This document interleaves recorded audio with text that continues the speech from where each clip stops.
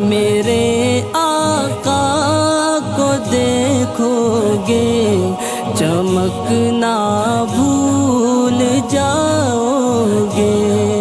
اعوذ باللہ من الشیطان الرجیم،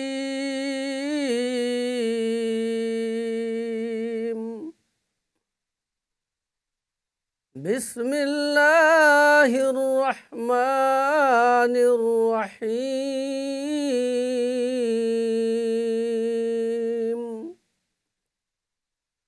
قد جاءکم من اللہ نور وکتاب مبین،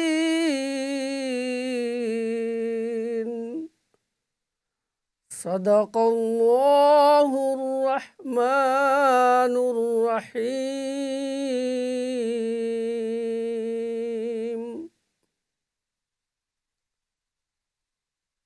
السلام علیکم ورحمۃ اللہ۔ ناظرین، میں نے اپنے پچھلے بیان میں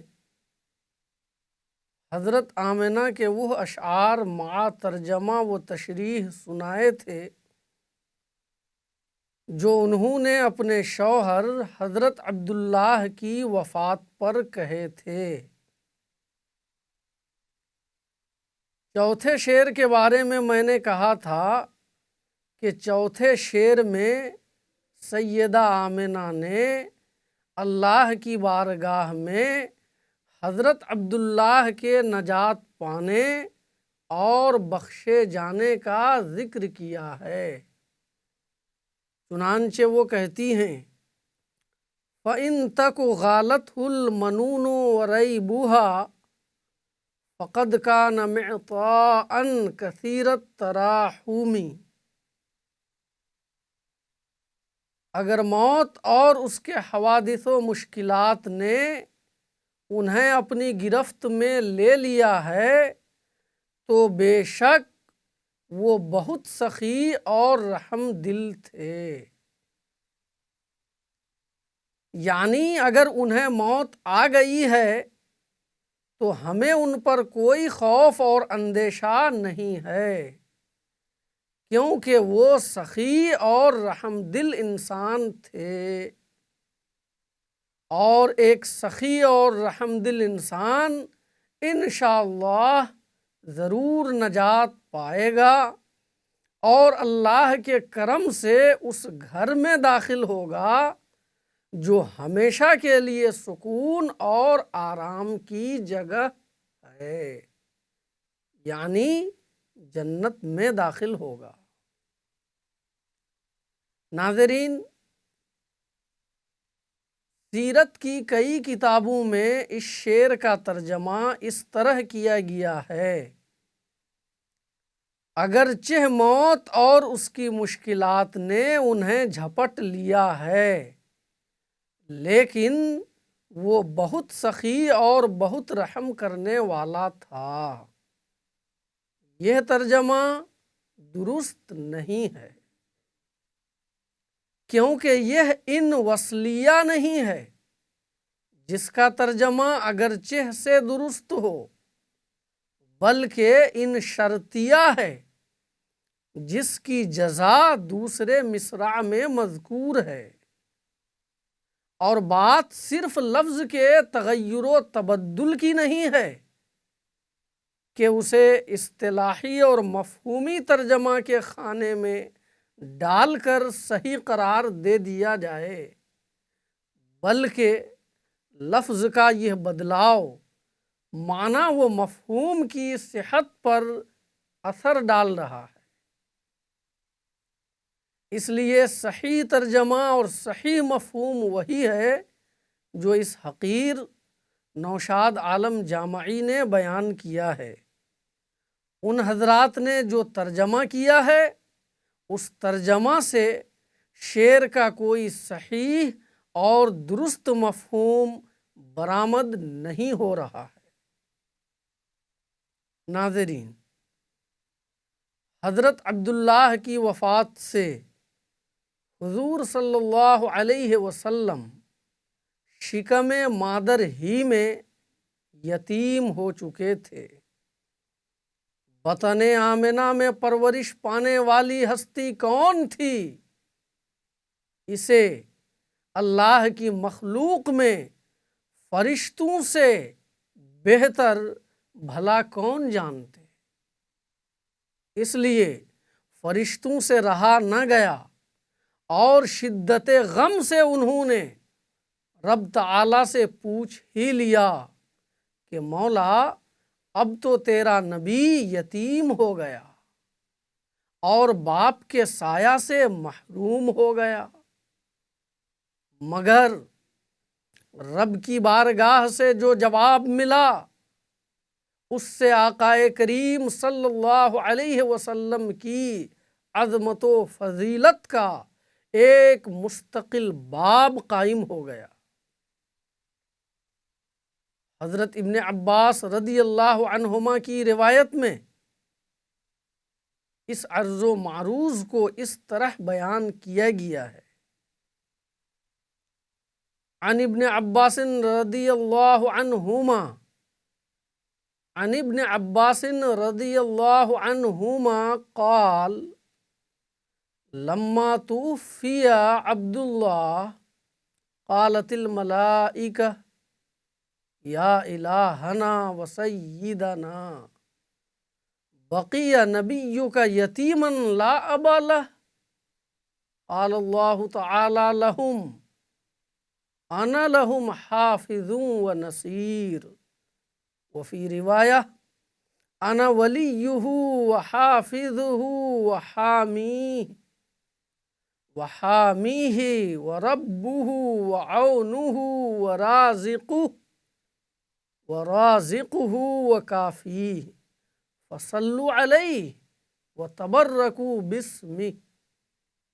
ترجمہ یہ ہے کہ حضرت ابن عباس رضی اللہ عنہما سے مروی ہے کہ جب حضرت عبداللہ کا انتقال ہو گیا تو فرشتوں نے عرض کیا اے ہمارے معبود اور اے ہمارے مالک، تیرا نبی یتیم ہو گیا، اس کا باپ نہ رہا۔ رب نے فرمایا میں ہوں اس کا حافظ، میں ہوں اس کا محافظ اور مددگار، اور ایک روایت میں ہے میں ہوں اس کا مالک، حفاظت کرنے والا، سہارا دینے والا، مدد کرنے والا، میں اس کے لیے کافی ہوں۔ اے فرشتو تم ان پر درود پڑھو اور ان کے نام نامی سے برکت حاصل کرو۔ اللہم صلی علی سیدنا و مولانا محمد معدن الجود والکرم صلی اللہ علیہ وسلم۔ ناظرین، حضرت امام جعفر صادق رحمۃ اللہ علیہ سے پوچھا گیا کہ نبی کریم صلی اللہ علیہ وسلم کو یتیم پیدا کرنے میں کیا حکمت تھی؟ تو انہوں نے فرمایا نبی صلی اللہ علیہ وسلم کو یتیم اس لیے پیدا کیا گیا تاکہ آپ کے اوپر کسی کا کوئی حق نہ رہے۔ ان کی مراد وہ حقوق تھے جن کی ادائیگی انسان پر بالغ ہونے کے بعد لازم ہوتی ہے۔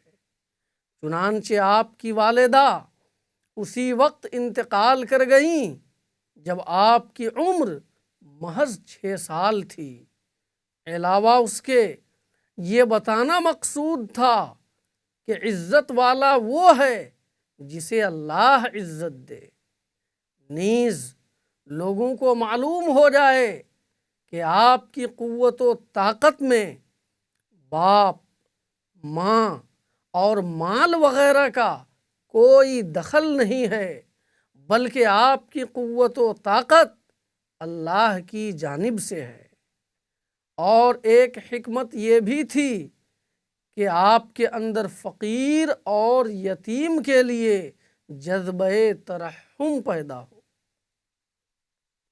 ناظرین، مناسب ہوگا کہ نبی صلی اللہ علیہ وسلم کی ولادت باسعادت کا نورانی و عرفانی بیان پیش کرنے سے پہلے عرب اور دنیا کے دیگر خطوں کے بارے میں اس وقت کے سیاسی، اخلاقی اور مذہبی حالات پر مشتمل ایک اجمالی رپورٹ پیش کر دی جائے تاکہ نبی کریم صلی اللہ علیہ وسلم کی ولادت و بعثت کی ضرورت و اہمیت مکمل طور پر واضح ہو۔ عرب میں سب سے پہلے حضرت ابراہیم علیہ السلام نے توحید الہی کا سور پھونکا اور خدائے واحد کی عبادت کے لیے مکہ میں سب سے پہلا گھر بنایا۔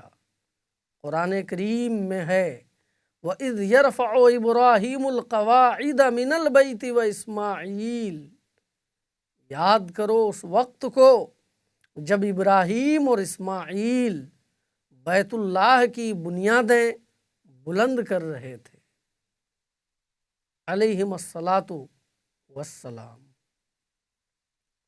مگر دھیرے دھیرے لوگوں کے دلوں سے توحید کی تعلیم محو ہونے لگی، یہاں تک کہ صرف عرب کا ہی خطہ نہیں بلکہ پوری دنیا میں خالص اللہ کا نام لینے والا کوئی باقی نہیں رہ گیا تھا۔ حضرت ابراہیم علیہ السلام کے بعد بہت سے پیغمبر اس دنیا میں آئے اور لوگوں کو ہدایت کا راستہ دکھایا اور چلایا، مگر زود فراموش انسان نے بہت جلد ان کی تعلیمات کو فراموش کر دیا۔ جن قوموں میں ہدایت کی کوئی کرن تھی بھی تو اس پر جہالت اور خرافات کے اتنے حجابات تھے کہ اس کی اصلی صورت مسخ ہو کر رہ گئی تھی۔ ایران، روم اور ہندوستان جیسے تہذیبی اور روحانی مراکز گمراہیت اور لادینیت کے شکار تھے۔ اہل ایران یزداں اور اہرمن دو خداؤں کے قائل تھے، ایک کو خالق خیر اور دوسرے کو خالق شر کہتے تھے۔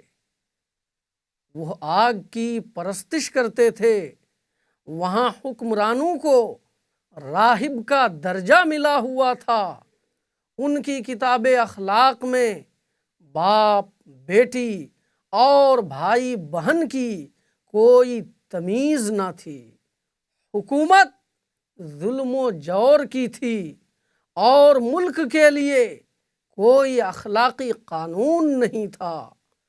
طاقتور کے مقابلے میں کمزوروں کا کوئی وجود نہ تھا، ہر ادنا کسی اعلیٰ کا غلام تھا، اور آئے دن کے سیاسی انقلابات کے سبب ملک سے امن و امان اٹھ چکا تھا۔ ناظرین، روم اور ہندوستان وغیرہ کے حالات انشاءاللہ کل بیان کیے جائیں گے، تب تک کے لیے اجازت دیجیے۔ السلام علیکم ورحمۃ اللہ۔ دیکھو گے چمکنا